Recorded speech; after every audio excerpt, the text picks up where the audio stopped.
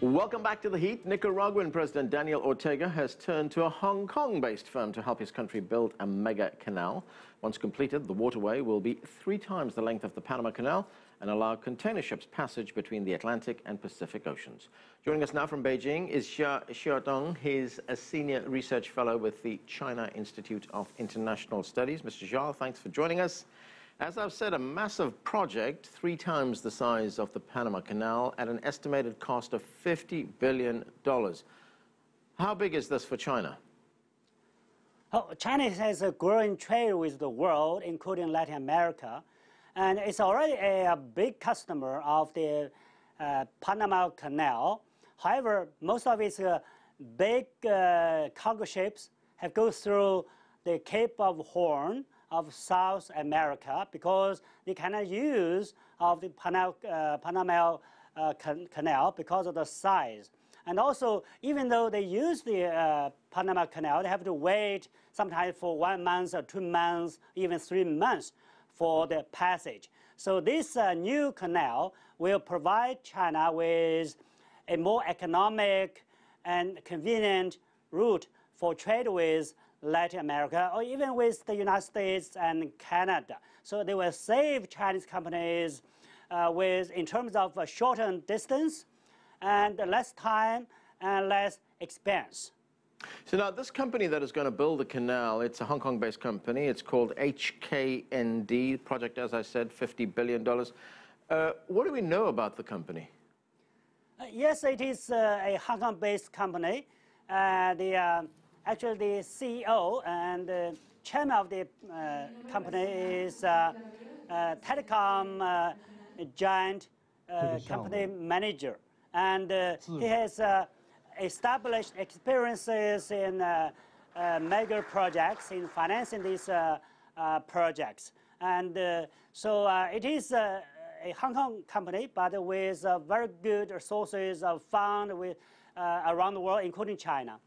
You mentioned financing the projects. Where is the money going to come from, $50 billion? Well, of course, I don't know all the details about the resource, but up to now, the company already said that now enjoys some, has already signed contract with some companies, like China's railroad company, like China's Three Gorge Dam company, which has experiences of building the biggest dam in China, and also has now signed a contract with machinery builders in China, also has companies around the world, including companies from Australia, the United Kingdom, and possibly in the future, with the project on the way, it will have more companies through the world to provide the fund, expertise, and resources and equipment. There are critics of this project, and many of those critics, of course, are in Nicaragua itself. And one of their criticisms is that there's not enough information on what this project means, what it entails, how it's going to be built. They say there's a lack of transparency, as we've just heard earlier in the program. Why is there so little information on what is going on? Actually, the company itself is aware of that problem.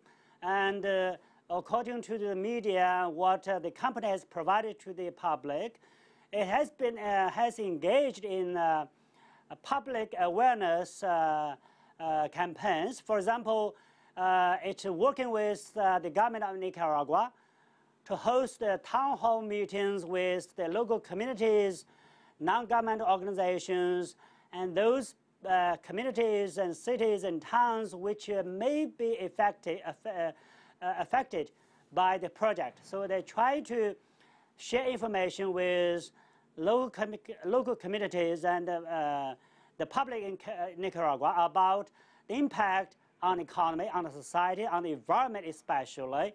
And also it is now has invited international firms like firms from Britain to work on the environment issues.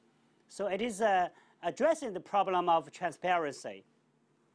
Mr. Zhao, a Nicaraguan diplomat or former diplomat says that if the canal goes ahead, it will be because the Chinese government wants it. Financing, as you've just pointed out, will possibly come from Chinese state firms. But in terms of Chinese strategy, how big a strategic foothold will this give China in Central America? You know, actually, the Chinese military spokesman have said some time again, in response to questions like this, that the Chinese government has not been involved in the project. Actually, China even doesn't have diplomatic relations with Nicaragua, which now actually has official relations with Taiwan. However, as a general principle, China supports economic and commercial ties between China and other countries, including Nicaragua, even though in terms of trade, China has about only a few $100 million of trade with Nicaragua annually. It's not that huge, but it is a growing potential. So it is good for China in terms of trade. I don't think that China treats that as a kind of geopolitical or strategic project. But it will expand Chinese political influence in that part of the world, Central America, wouldn't it?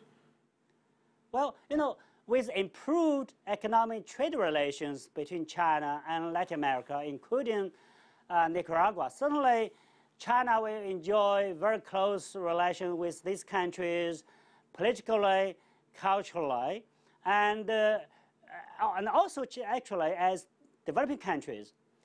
Both China and countries in Latin America share interests in development and even in the international order, which is a political issue. But it doesn't mean that China will seek any exclusive interests in Nicaragua or Latin America.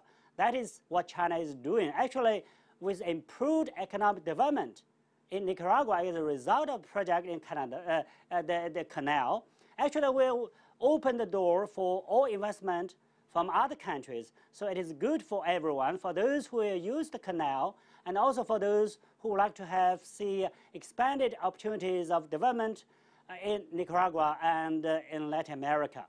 Okay, thank you, sir. Insights there from Jia Xiudong talking to us from Beijing.